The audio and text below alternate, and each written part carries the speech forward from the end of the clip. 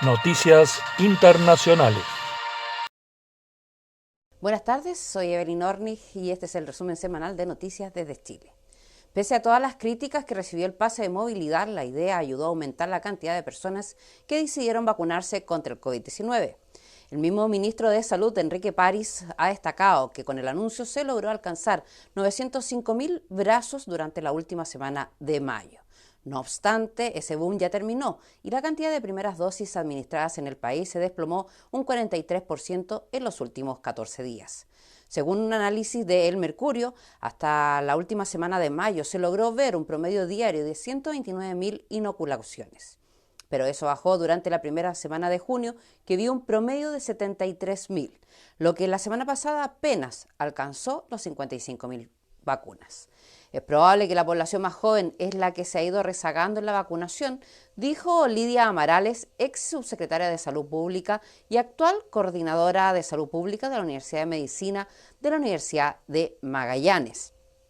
Si el pase ayudó en el proceso de vacunación, hay que buscar qué otras estrategias se pueden tomar para incentivarla, añadió.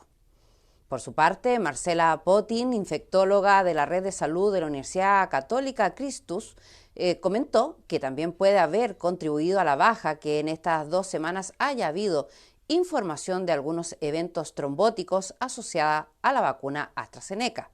También esta situación de reacción psicológica en cadena que ocurrió con la vacuna de CanSino. Estas cosas afectan la percepción de riesgo de la población gravemente y generan inseguridad, complementó. Recordar que este miércoles 16 de junio, Chile recibió un nuevo cargamento de 1 millón de dosis de vacuna Sinovac, la 11ª remesa enviada desde China. En la ceremonia de recepción, París destacó que la fecha se ha vacunado el 77,8% de nuestra población susceptible con una dosis. Espero que la próxima semana lleguemos al 80% de la población susceptible con primera dosis y vamos a empezar a vacunar a niños que tengan entre 12 y 17 años con morbilidad, festejó. En noticias que también tienen que ver con la pandemia, Pauline Cantor, ex ministra de Deportes del actual gobierno del presidente Sebastián Piñera, se unió a las voces críticas contra el plan Vivos nos necesitamos, lanzados por el Colegio Médico con el fin de mejorar el manejo de la pandemia en nuestro país. La ex subsecretaria de Estado se plegó a los llamados que se hicieron desde la Subsecretaría de Economía el día anterior. Se pidió a los gremios comerciales vociferar su descontento contra el Colmed, entre otras cosas. Ahora, Pauline Cantor emitió declaraciones que han provocado comentarios en la opinión pública. Me parece que la propuesta del Colegio Médico es una locura. Cuando uno lo empieza a analizar en detalle, su cortocircuito, dónde está el país entero, que entrará en un confinamiento casi soviético con 0 libertades y nadie se podría mover, comenzó. Es impracticable y atenta contra la salud mental y física que sienten los chilenos. La burbuja territorial, ¿para qué decir? Es establecer que no hay intercambio con nadie, no poder ir a ver a ningún pariente, añadió.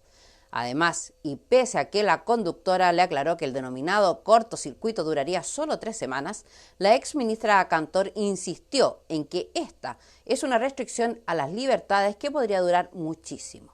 Tendríamos un país cortado quién sabe cuánto tiempo, aclaró la exministra. No existe el COVID-0. La pandemia llegó para quedarse y el foco ahora debería ser el definir los aforos máximos, cerró. En información que viene del ámbito económico, les cuento que la Organización para la Cooperación y el Desarrollo Económico, OCDE, dio a conocer que más de la mitad de los hogares de menores ingresos en Chile gastan cerca del 40% de sus ingresos en el arriendo de una vivienda. El informe Ladrillo a Ladrillo, construyendo mejores políticas de vivienda, reveló que en el quintil más pobre del país, el 53,8% gasta más del 40% de sus ingresos en arriendo, según datos del año 2019, quedando en tercer lugar de la lista del organismo y solo siendo superado por Nueva Zelanda e Israel. Los precios de la vivienda y los alquileres han ido en aumento. Por lo tanto, los costos de las viviendas han absorbido una proporción cada vez mayor en los ingresos familiares en relación con otros rubros de gasto como salud, educación o transporte, explicaron desde la OCDE. Y en esta línea, el organismo señaló que los gobiernos deberían hacer más para que el mercado de arriendo privado fuese más asequible y así aliviar las dificultades de muchos hogares vulnerables y de bajos ingresos para pagar rentas altas y crecientes. Entre ellas, medidas de estabilización, que podrían ser una forma de brindar mayor seguridad. Además, apuntaron que el alza en los precios de los arriendos se debe a la incapacidad del sector de la vivienda para suministrar suficientes viviendas donde la demanda es fuerte, como en las zonas urbanas con abundantes empleos, por lo que remarcó la idea de generar una mayor inversión en vivienda social. La inversión pública en este tipo de viviendas se ha reducido en promedio en los países del bloque en un 0,17% del PIB en el 2001 a un 0,0% del PIB en el 2018, por lo que cambiar esta situación ampliaría la oferta de viviendas y aliviaría el alza sobre las casas en arriendo. Respecto de aquellos que son propietarios de una vivienda en el quintil más pobre de Chile, un 31,5% de los hogares figuran como dueños con hipoteca, lo que lo ubica en el 9º lugar de un total de 28 países con datos para este punto. Mientras que a nivel nacional el porcentaje de propietarios de su vivienda sin deuda hipotecaria llega solo al 49,4% en Chile, por sobre el promedio del bloque, que es de un 43%. Y siguiendo con datos de la economía, por 29ª semana consecutiva, la Empresa Nacional de Petróleo, ENAP, informó que una nueva alza en el precio de las gasolinas del 93 y 97 octanos de 6,2 pesos por litro, así como el diésel del 6,2% de pesos por litro. En tanto, también informó una alza en el gas licuado de petróleo de uso vehicular de 6,2 pesos por litro. Esto considerando la regla del precio paridad de importación, el mecanismo de estabilización de precios de combustible MEPCO, el Fondo de Estabilización de Precios del Petróleo y los mecanismos establecidos por la autoridad. ENAP recordó que ellos no regulan ni fijan los precios de los combustibles en el mercado chileno. Su rol únicamente es comercializador mayorista de los distintos derivados de hidrocarburos hacia las empresas distribuidoras, las que directamente atienden a los consumidores y fijan sus precios de venta. Y esto, amigas y amigos, fue el resumen semanal desde Chile para el programa Hablemos Claro, Hagamos Algo de Cadena 102 Argentina. Soy Evelyn Ornig y les deseo un lindo fin de semana y nos encontraremos el próximo viernes. Kumen Neguen, Chaltumay, acá, desde Chile. Que estén muy bien. Chao, chao. Amigos queridos, les saludo allá en los estudios de Argentina, Ana Fer. Estas son las últimas noticias de los Estados Unidos. Mi nombre es Dania Gretel Aispuro, transmitiendo desde Atlanta, Georgia. Informarles que Jared Kushner, yerno del expresidente Donald Trump y asesor principal de la administración, llegó a un acuerdo para escribir un libro catalogado por su editor como el relato definitivo de la presidencia de Trump. Kushner, de 40 años, está casado con la hija del expresidente Ivanka Trump, quien lanzará a principios del año que entra, según la editorial, no se hicieron públicos los términos financieros a los que llegaron. Kushner fue el asesor más importante durante la presidencia del presidente Trump y como asesor principal desempeñó un papel central en los logros más importantes de la administración, incluidos los acuerdos de Abraham, la reforma de la justicia penal, la operación Warp Speed y el USMCA, dijo la editorial al anunciar dicho trato. También mencionaron que su libro será el relato definitivo y completo de la administración y la verdad sobre lo que sucedió a puerta cerrada. Yo lo voy a comprar.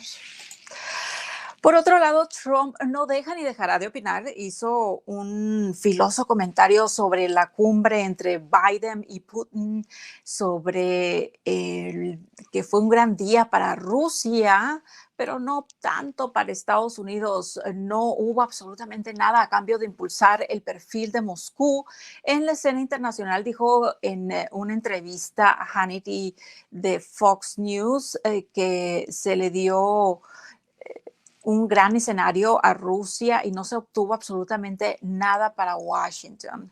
Trump agregó que Biden renunció a algo muy valioso al apoyar a la construcción del oleoducto Nord Stream 2 y al renunciar a las sanciones contra la empresa de propiedad rusa y con sede en Suiza que está supervisado por el proyecto.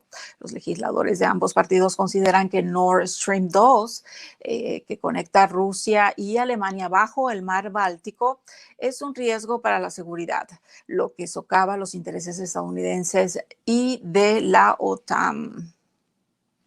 También comentarles que el representante Mark Green, republicano de Tennessee, ha presentado un proyecto de ley que impediría a los adversarios extranjeros comprar terrenos cerca de las bases militares estadounidenses, denominada la Ley de Transparencia del Perímetro Militar. El proyecto de ley ordenaría al secretario de Defensa la elaboración de informes periódicos sobre la compra u ocupación de terrenos en torno a las bases militares estadounidenses por parte de adversarios extranjeros.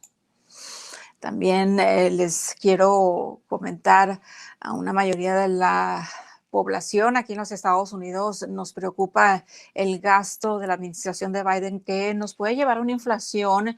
En una encuesta realizada por la Universidad de Monmouth, la propuesta del presidente Biden ahogaría a las familias estadounidenses en la deuda, el déficit y la inflación, incluso después de las masivas subidas de impuestos que los demócratas quieren imponer al pueblo estadounidense.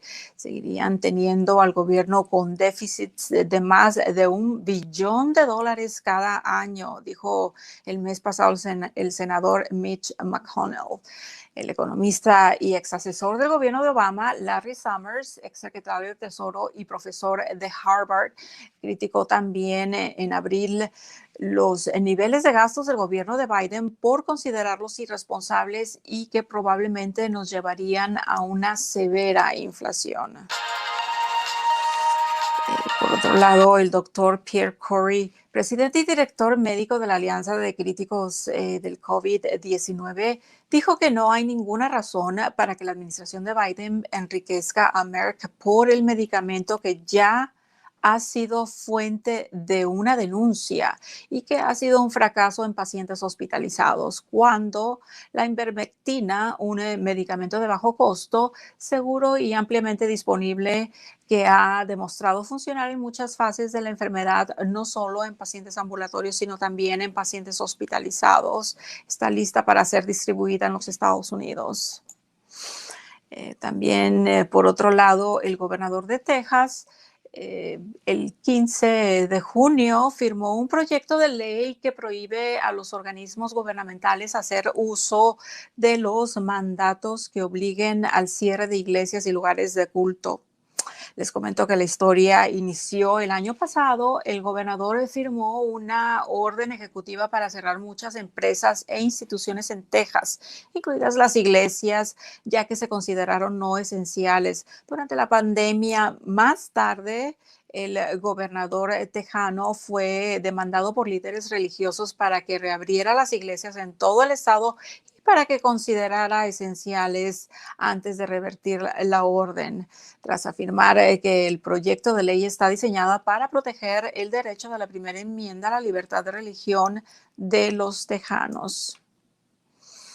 Y por último, comentarles que nuestro gobierno emitió el jueves una licencia que levanta algunas de las sanciones impuestas a Venezuela para permitir algunas transacciones relacionadas con la pandemia del COVID-19. La oficina del Departamento del Tesoro informó el jueves que las transacciones que involucren el régimen de Venezuela y algunos bancos venezolanos relacionados con la prevención, diagnóstico y tratamiento del COVID-19 estarán exentas de sanciones. La licencia, sin embargo, no incluye a transacciones relacionadas con la estatal petrolera venezolana PDVSA, ni permite la compra de bienes, tecnología o servicios al ejército o fuerzas del orden venezolano.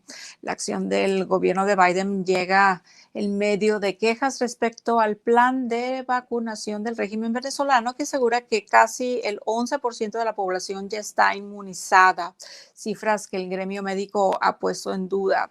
El régimen de Maduro debe $10 millones a la Organización Panamericana de la Salud como parte del pago al mecanismo COVAX para poder acceder a las dosis, según informó el propio organismo. Maduro ha dicho que la razón por la que no ha podido cumplir con este pago es, adivinen quién, los Estados Unidos. Por mi parte ha sido todo. Les agradezco muchísimo su atención. Nos vemos la semana que entra y, como siempre, hasta la próxima.